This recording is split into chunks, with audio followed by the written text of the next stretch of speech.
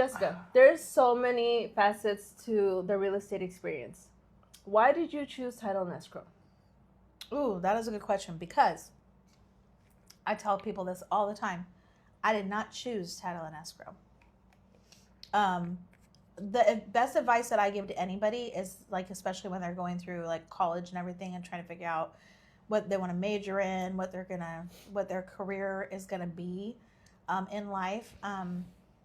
You know, they might ultimately end up not doing anything that they went to school for. So I am a firm believer that your career trajectory is the opportunities that are presented to you. I mean, I spent $30,000 to go to school to be a medical assistant and phlebotomist, and I didn't even do that for 1 month. I jumped right into administrative assistant position with the state, underfilling positions with the state at various departments for about 2 years. And then I took off some time to have my last child. When I decided to go back to work, I reached out to the agency and I asked them if they had positions available at the state. And they said no, they didn't, but they did have a position available at a title company. And would I be willing to take that? And I said, yeah, I'll do that. And I thought I was going to be working with vehicle titles. I really had no idea that title meant real estate. So that was very interesting to go in. I started at First American, and seeing documents on microfiche for the first time that were actually written in calligraphy. Patents and things like that are so old that they're written in calligraphy. And I just got very excited about what I was looking at, and I wanted to learn more. And because I was asking a lot of questions and everything, and paying attention to what I was doing, there was actually a transaction that came to me to pull documents on. And this is before there was even the internet. I had recognized a name and thought it was somebody that I'd seen on the news for killing their husband. Oh, wow. They were trying to sell a house that was in their names.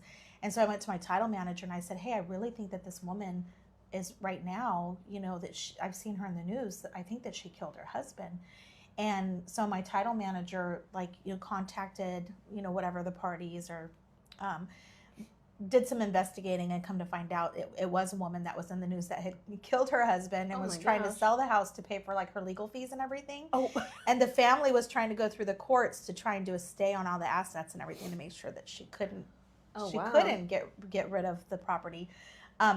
And so they decided, because I was really paying attention and brought that to them, that they wanted to put me in a different department, in a different role where I could be of great use to them.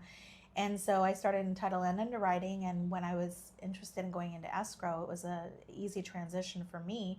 But yeah, I'd never considered going into real estate or anything before I'd got placed at a title company, not working with vehicle titles like I thought it would be. That's interesting. That's a really good way to kind of get into that. You just kind of don't know what you're gonna be doing. Yeah. And so, then if title companies, you get laid off.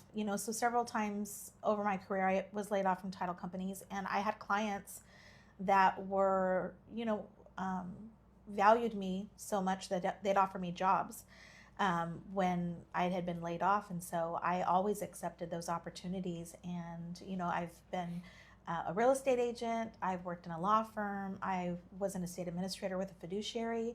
Those are all opportunities that were presented to me and ultimately really benefit me in my career right now today. Yeah, that's amazing. You gotta, you definitely have a wide range of knowledge and fund of knowledge and how things works and expertise. But